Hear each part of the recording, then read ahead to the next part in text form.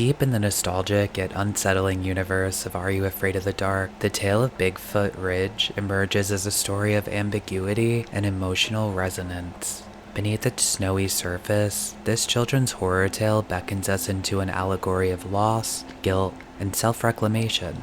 Through its central characters and setting, the narrative explores the weight of unresolved emotions, community bonds, and the struggle for moral clarity. Danny, burdened by the suffocating loss of her best friend Meg, who vanished mysteriously on Bigfoot Ridge, finds herself tethered to unanswered questions and dreams that twist the edges of her own reality. Kirk, her skeptical older brother, joins her in a desperate journey through the snow-blanketed wilderness. The ridge reveals fragments of Meg's life and traces of a presence both enigmatic and haunting. Danny must face the spectral void Meg left behind, where grief, obsession, and the pull of the unknown threaten to consume her entirely. The story of Danny, haunted by the disappearance of her best friend Gina, operates as a metaphor for the isolating effects of guilt and loss. As Fichte would say, the self is an active agent that defines itself through interaction with the not-self, the external world. For Danny, the ridge and its shadowy occupant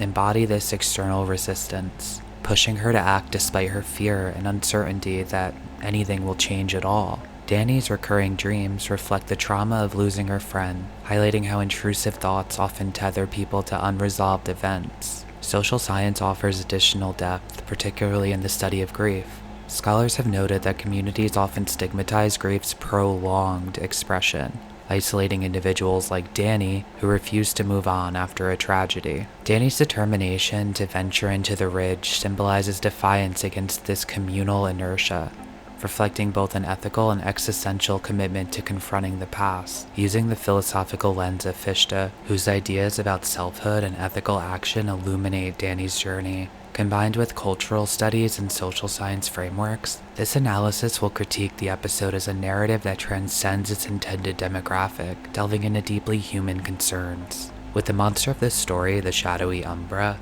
as both antagonist and metaphor, the episode asks its audience to confront how personal agency and collective responsibility intertwine, a theme rooted in both cultural storytelling and psychological theory. Their journey takes them deeper into the forest. The air grows cold, the trees thicker, and the whispers louder. Danny's resolve hardens. Gina's fear deepens. And then at the story's crescendo, they find it, they meet the creature. The thing is not monstrous in the way legends would have them believe. It's neither holy beast nor spirit, but a liminal being, both guardian and prisoner of the ridge. Its eyes, vast and knowing, seem to pierce through Danny, as if seeing her for the sum of her fears, desires, and guilt. Aaron freezes, paralyzed by terror, but Danny steps forward, her voice trembling as she utters Gina's name. The creature does not answer in words, but in a wave of understanding that crashes over Danny.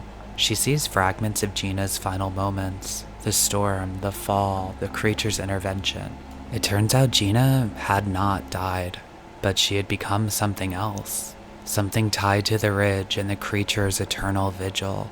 Danny is offered a choice, to leave and carry the burden of what she knows, or to stay, becoming part of the ridge's unending story. Danny's decision is left unsaid, suspended in the frostbitten air. The story closes as the ridge swallows them, its silence heavier than any word. In the distance, the word carries the faintest echo of laughter, or perhaps it is only the cry of the trees. Visually, the episode employs a restrained yet evocative style that mirrors its themes of ambiguity and dread. The snow-draped landscape with its muted palette of whites and grays serves as both a literal and symbolic canvas.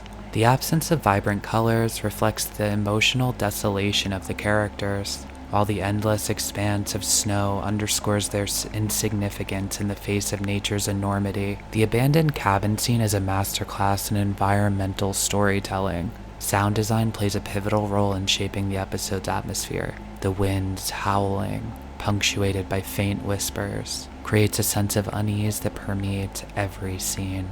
This auditory dissonance functions as an external manifestation of Danny's inner conflict, blurring the line between reality and hallucination. The creature's design is deliberately ambiguous, resisting the temptation to provide clear answers.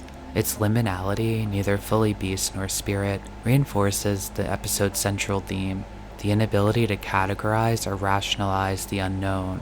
By steering away from traditional horror tropes, the creature becomes a reflection of the viewer's own fears and uncertainties, a blank slate upon which we project our deepest anxieties. Fichte's philosophy centers on the idea of the I, a self-conscious subject that defines itself through its interactions with the not-I, or the external world. For Fichte, the self is not passive but actively shapes its reality by imposing meaning and purpose on the world around it. In this light, Danny's journey to Bigfoot Ridge is not merely a search for her missing friend, but a profound act of self-definition, one that anyone should be proud of.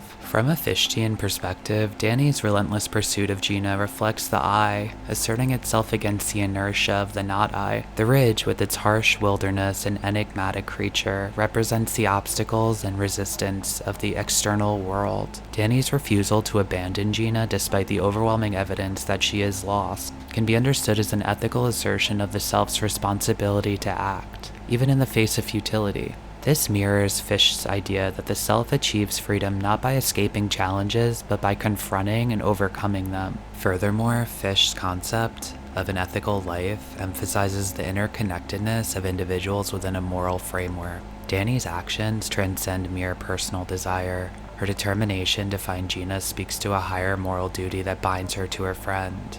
Her journey symbolizes the self's responsibility not only to affirm its autonomy, but also to uphold the moral obligations it has freely chosen. Kant would view Danny's actions as morally commendable, because they're rooted in recognizing Gina's intrinsic worth as a human being. By refusing to abandon her friend, Danny treats Gina not as a means to an end, but as an end in herself. This adherence to the principle of humanity is a cornerstone of Kantian ethics. Moreover, Kantian morality demands that individuals act out of respect for the moral law, even when doing so is inconvenient or dangerous. Danny's choice to venture into the ridge, driven by an unyielding sense of responsibility, exemplifies this principle.